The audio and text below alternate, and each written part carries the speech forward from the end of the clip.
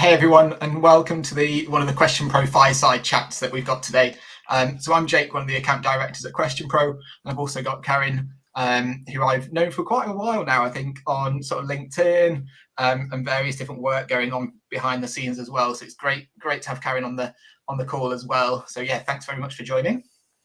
Hi Jake, thanks for having me. Happy Valentine's Day. I know, I've got the flowers, I've got the chocolates, I've even worn like my pink hoodie as well for the day. So hopefully, we're gonna have a really good chat. If you're brand new to the Question Pro fireside chats, one, it's super low key. There's no real agenda or anything like that. And if you know me any better, then you'll know that I just go with the flow quite quickly, and we'll just go with whatever conversation sort of takes place. The fireside chats that we have are with clients, partners, subject matter experts, just sharing ideas, general experiences and thoughts, and hopefully then you can take away some things with your general work as well. Today, hopefully with Karine and the conversation what we'll have is all about sort of agency versus DIY, and then we'll also touch on the hot topic of conversation around sort of data quality and sort of touching on some of the challenges and even some of the opportunities that we might have as the industry as we unfold, which all sounds like a good plan.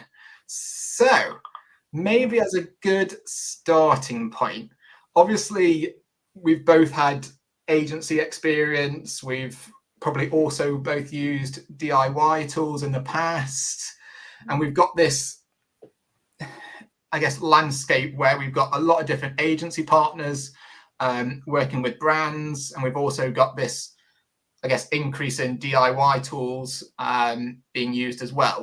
What do you think?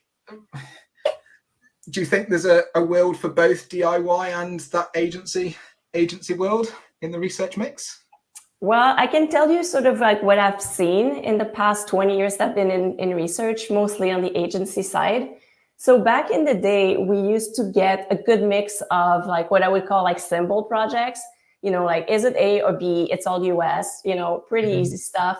And complex projects where there's more advanced analytics like segmentation, coin joins, or more complicated sampling, like you're looking for a needle in a haystack or multi-countries. Now, what seems to be happening is the easier projects that can be done independently using a DIY platforms are kept in-house, and proportionally, agencies are getting more of the complex projects.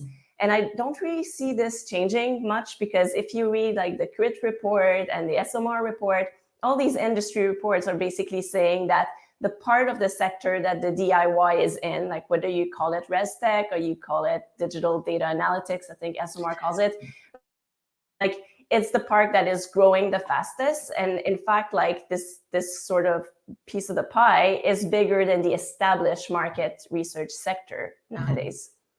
Yeah, and do you think then that the way of working agency side has now changed at all, because agencies are now having to concentrate on the more maybe complex studies? They're doing maybe more segmentations and more ad hoc work than perhaps a general tracker or a brand tracker. So the way they're working has changed, or do you think it's still same way agencies have been working day in, day out? So, I mean, I'm just sample size of one, but I think that the agencies have kind of doubled down on this complex work, and they haven't really tried to understand the new pain points that the clients have in-house, the in-house researchers. So this is something I'm super interested in, and I've talked to a lot of end clients recently about how they're feeling about this. And what I'm hearing is that they feel really overwhelmed, because with the DIY tools, the expectation is they can do everything themselves, but the teams are getting smaller and the budgets are getting smaller. So it really feels like it's an all or nothing game. Either they do it all themselves and they don't necessarily want to, but they have to, or they outsource the whole process. There isn't like a real do-it-yourself solutions out there. And I think that's really where the white space and the opportunity is, because the agencies are not really solving all of the pain points that the researchers have.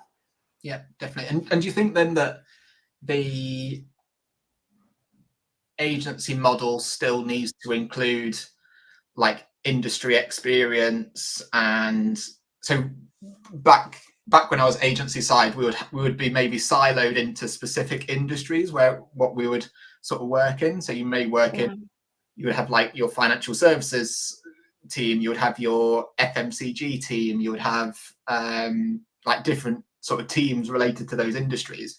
Do you think then that that is still super important for the general agency or DIY platforms that researchers use, or do you think now that's becoming maybe less important and it's more about how we're conducting research and how how we're putting together the insights and the narrative at the end?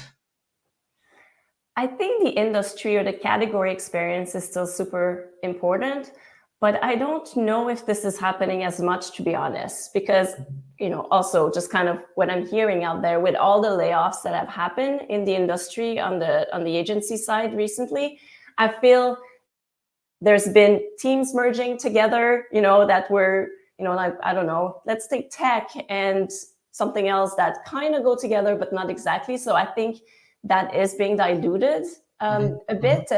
And there are some sort of methodological issues that are kind of true, like across all of the categories. So I think there's some value in just having that experience, not as much about like the topic and the category, but that's definitely still there. I think that's a lot of value that agencies can bring there. Yeah, I think sometimes that is why clients do pay for the consultancy, isn't it? Because they've got the resource, but also the maybe industry expertise to the side of that to help with the work and with the projects. And just to say, if you are listening in, please do put in any sort of questions that you have for Karine and I whilst we're having the chat, and we're more than happy to sort of answer them on the fly. Like I said, it's there's no general theme to this conversation, so please do drop in and we can answer them there and then on the spot if we can as well. But you mentioned the that sort of fine line between a brand going down the full agency route or a DIY route, and that sort of middle ground of where that white space or opportunity is. Do you have any ideas what might that sort of look like, or what your thoughts on that opportunity, I guess, where brands might not be taking the full opportunity available, perhaps? Yeah, so I mean, the answer is I'm not sure yet, but I've been doing a lot of talking and research about it. I think we just kind of need to go back to the basics and understand what in-house researchers are dealing with fundamentally. And it's a lot of just going back to collaboration. And I feel there's been less collaboration in the past few years. And when I talked to in-house researchers, what I'm hearing is they don't necessarily want to do everything in-house for multiple reasons. One is maybe they can, but they're at full capacity and they're even turning down projects, in-house because they don't have the time, or they think that's really not a good use of their time. They much rather spend the time really briefing well the agencies and socializing the results, right? Activating the insights internally, not so much programming their questionnaires. Or maybe they don't actually know everything from recruiting to reporting. That happens. That's not necessarily their training. So it feels like if the agencies want to stay relevant in this, we really have to just kind of go back to the basics and find ways to actually work with this. And for example, so we have a lot of clients who have their own database, right? They have their CRM data. They can do their own surveys. They can interview their own panel, but they might not have the time for the report. So it's kind of like looking at all of the different parts of the process and just finding these opportunities where we can actually take the hassles away, whatever they don't want to do, wherever they want to focus. And it's just having this really flexible model because, of course, cost and price and speed, that's never going to go away. That's always a priority. Yeah, definitely. And I think, maybe the agency model has been very much end to end. The focus is on running a project end to end rather than thinking, actually, what does are there particular projects where a client needs more support in a particular area rather than, another part of that project as well, isn't it? I think that's where you're trying to get to.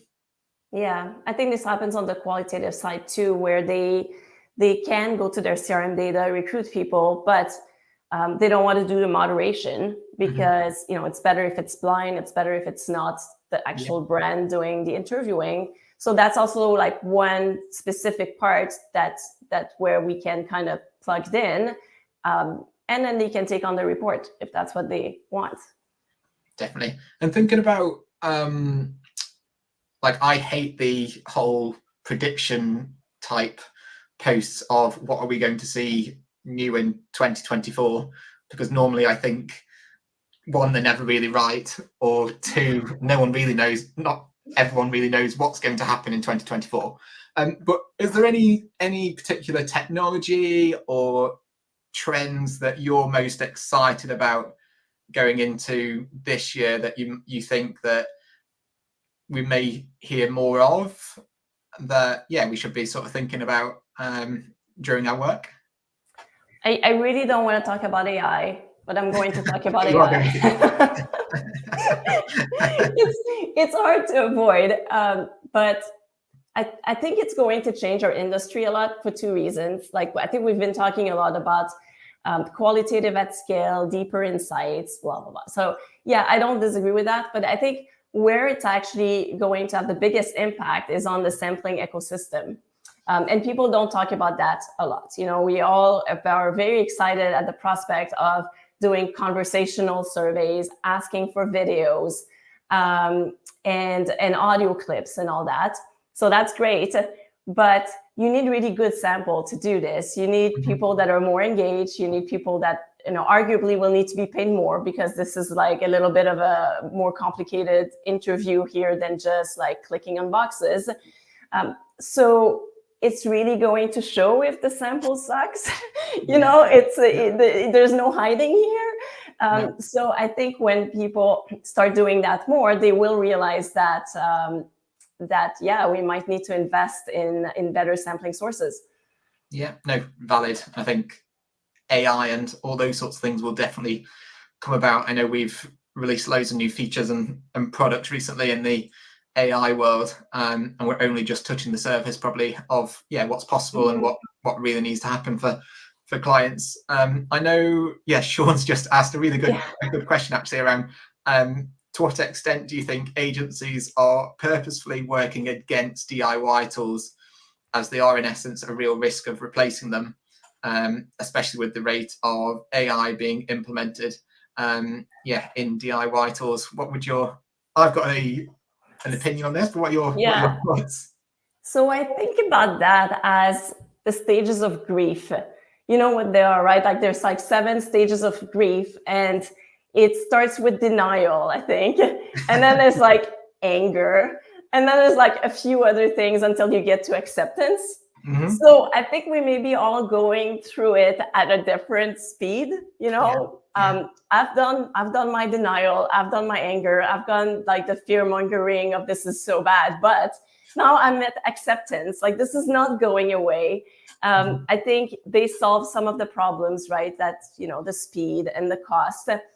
But so I think it's really trying to figure out how to work together. Yeah. I hear you. Like, I hear people, the fear mongering of this is going to destroy all your study. And it might, if you just, but it's not black and white. I think if you program your study, you just plugged into Lucid and you don't know where you're getting your sample, and it's not a well-designed survey and all of that, that's really bad. But if you are a trained researcher and you use DIY tools, I don't think it's necessarily bad. Like, it's not as black and white as people think. I think I remember client side, and when I first originally started, I really wanted to go down that sort of DIY model, but I knew that Jake was the research team at the time, and he's only got two hands to actually work and do everything what he needed to do. So there's always pros and cons of when can you use a DIY tool, and when actually do you need agency hands and bodies basically to help you with those projects. So I think there's a fine balance, isn't there, between when you can use a platform like a DIY platform versus have that agency support, which is super valuable at the same time. Like Rachel. So I don't believe self-service will replace agencies. My team simply don't have the time to manage and lead the number of requests we get. So similar to what Rachel was saying, but believes the role of client-side researcher and agency researcher are fundamentally different. So no one should be doing everything. And that's, I think, exactly to the point that Rachel's made in terms of even if you've got a really big, either a really big team or small to medium, there's always going to be those resource restraints, but also knowing agencies can bring a lot of skill sets that you may not have, and also a DIY tool may give you sort of opinions or functionality that an agency might not have for you to do it in-house. So it's a tricky battle to think about when you're sort of looking at projects and all that sort of stuff, isn't it? Yeah, it's kind of finding that balance. And as we were talking about, it's like where can you be most efficient? Okay, maybe yes, you can program your surveys, but like it's going to take you a day to do this, and you could be doing something else. So it's just about finding this. And because like the tendency is to go to full service agencies for full service, like completely end to end, I think this is where we can look at what are the use cases, where we could collaborate as opposed to kind of like completely handling like an entire project, or nothing. Somewhere in between. Definitely. So I know I always go over my 30-minute limit, and I get told off by Uzi at times for going over. So I'm going to try today to keep to time, and then I might even get a thumbs up from Uzi at one point today. So I do definitely want to touch on sort of data quality, because I know that's a hot topic of conversation, and I see loads of different LinkedIn posts and content that you push out as well. So I'm really intrigued to get your thoughts and opinions on this. I guess my first question is, we know the challenge around poor data quality, but do you think teams truly know maybe the cost of it, of poor data quality, and the issues in the long term that might affect their team or their business? I don't think so, because I don't think we keep track of it. We're so focused on the CPI, the cost per interview, and that's all we care about. And we don't really track the impact that poor data quality has across the entire ecosystem. And sure, we talk about making poor business decisions, right? But also as researcher, we spend a lot of time cleaning data in the back end. And I know I've never charged a client for this, because it's just this weird space where it's a hygiene factor that's expected, but at the same time, it shouldn't be taken for granted, right? But what I've understood is, I think our role as an agency is to provide peace of mind.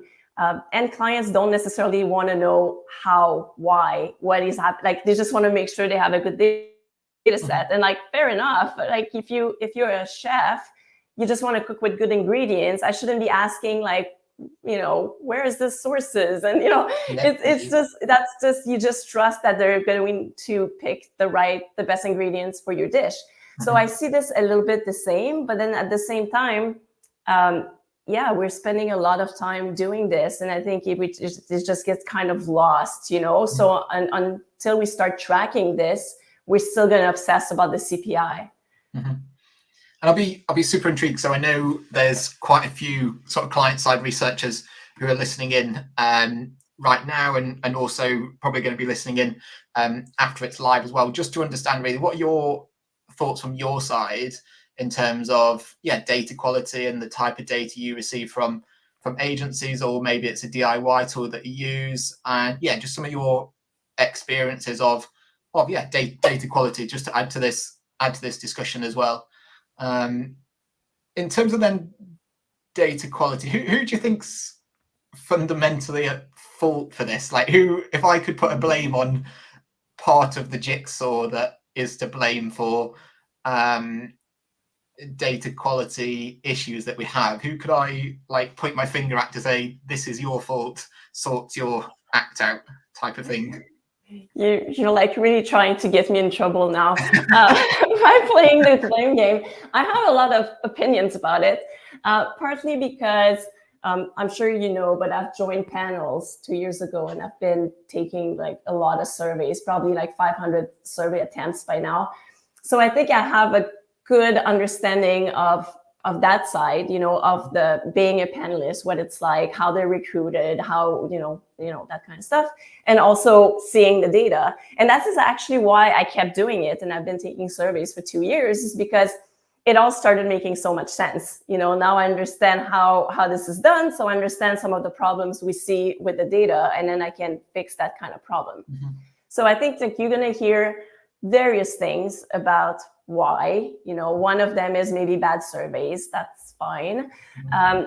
I'm not saying they're bad. They're not a problem. Bad surveys are a problem, but there are some major issues with the ecosystem, right? Like, number one is we don't validate people's identity. We don't make sure that they are who they say they are. And this is especially a problem on the B2B side of things, right? Because there's more fraud there, because incentives are higher and everything. So there's that. The other thing is, when you're a panelist, you screen out a lot, a lot, because we don't really make an effort at matching people with the right surveys. So imagine you sign up for a panel and then you screen out 70% of the time.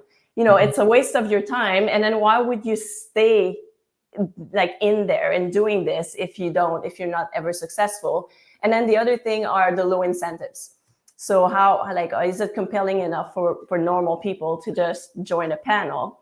Yeah. But the problem with this is, to fix this, it's going to cost money. There's no magic solution to this. There's no magic data cleaning that you can do. Like, if this is the input, the inputs, then like, what's your output going to be like? Yeah. So who's going to pay for it? So I think we're at the part where we understand the problems, like we know how to fix it, but now we're wondering who's paying for it. I've always wondered whether a brand new panel could be created, but it uses some of the financial services tactics around when you sign up to a brand new account, in terms of like providing your passport or providing ID, all those sorts of things that are very easy for people to take screenshots of, or they're all very normal things to do when you're opening a bank account. And how could you replicate that in a research panel scenario? Because obviously I think a lot of people know that there's loads of countries soon going to be going to like elections, and where research is going to be heavily used for predictions and things like that. And how can we make sure that when we do offer these sorts of predictions and things, that we are using the most high quality data that we can possibly get in the industry. But I don't know if you think of any other tactics to make sure that we're not screening out loads and loads of people, but we are also talking to Karine, who is based in Canada, and we know exactly who she is, and we know that she's providing all the information that we're asking for at the same time. So I think on the B2B side, the problem has been solved if you're willing to pay for it. There are sources like that. There's more custom recruit, where people LinkedIn profile, for example, are verified. that sort of things. But then you're looking at paying like $200 CPI, right? And that works for B2B because you usually don't need 2,000 people, right? You'll be happy with 200 IT decision makers. Now, I think the problem is trying to scale this to our consumer side of things, where we're so used to big sample sizes because CPIs have been, they're cheaper than they were, 5-10 years ago. So we're so used to just wanting 2,000 of everything because we can. So I love the idea of trying to verify people with their passport and things like that. But, to do this is like, what are we giving them in return, right? For giving us all of this information. And if your budget is $7 per interview, I don't think that's going to work, and this is where the mindset has to change. The sample sizes have to change. Like, we all need to collectively wonder if we really do need 2,000. And sometimes you do, you have quotas and it adds up. But sometimes you just you do it because you can, and having more people is better because then you never know how you want to cut the data in the back end. Definitely. I think one of the challenges I've seen in the industry as well is the fact that one, I think agency side, we've been too nice to give our end clients what they exactly need from a budget point of view, and maybe we don't challenge the status quo. We've just got used to, yes, we screen out X% of participants per survey, without really challenging us to say, actually, should we be doing that? If we looked at it in a slightly different way, would we be actually screening out that many participants from the start? And I think, it just takes one company or one organization to maybe change that shift slightly and to show how it can be done potentially, to then help the industry moving far forward than it is. In terms of that benchmarking though of high quality data, or even a panel which is high quality, have you thought of any ideas how you could maybe benchmark or maintain that sort of high quality data or panel data? I think what's really tough is that there's a lot of blending happening. So even if you know there's one good source, and you go to it, because your sample sizes are so high, you might still need to blend some other sources, and now you're diluting the good source, right? So I think like managing this too, understanding, okay, well, I want to go to this panel because I know they're better, but they can't do 2,000. So can I live with like 1,200, right? So that I don't have to dilute that source and just start blending in a bunch of different sources in it. And do you think many researchers know about the blending of, I might be going on to a different subject here, but do you think, or opening up a big curveball, but do you think many researchers know or understand that sort of blended of data sets or panels and things like that, or do you think it's an unknown? No, I don't think it's a hard one, but I know I have had clients who are very aware of all of what's happening. I've also had clients who thinks that it's sort of like the 2016 model, where really there's all these distinct panels. They're all proprietary. There could be a little bit of overlap between them because people are signed up on different panels, but they don't really realize that a panel A might get sample from panel B, C, and D, right? And then you think that this is all very distinct sources, but they're not. No, it's just a tough one because it's so complicated. Like, honestly, it is really complicated, and there is so much that you have control over as a researcher. So you can, it definitely helps if you understand all of that. But I think you also just need to do what you can that's within your control, or you will drive yourself absolutely crazy.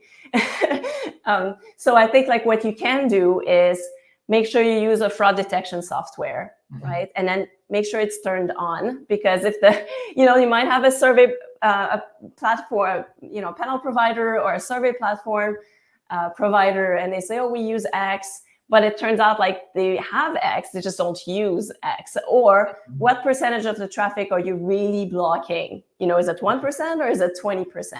So just saying that they have it is kind of marketing. You just need to dig a little deeper. And then obviously you have control over the survey. And the most important part of the survey is the screener. Okay, this is where the game is played.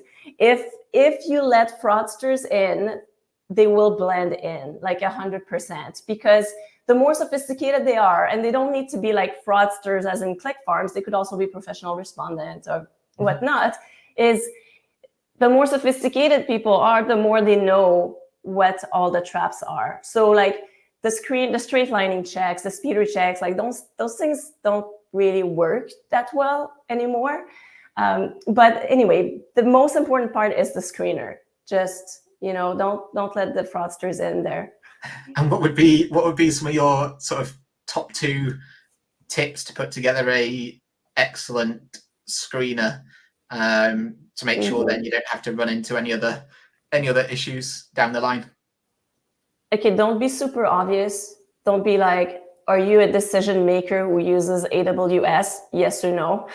Okay, so because if it's too obvious what the topic is, obviously people who are just trying to qualify will say yes and get in, so don't do that. And then I would say the other thing is, a lot of the checks that you would have in your main also have in the screener. Have an open end in the screener. If you're really into straight lining, have like some kind of straight lining checks in the screener as well. Don't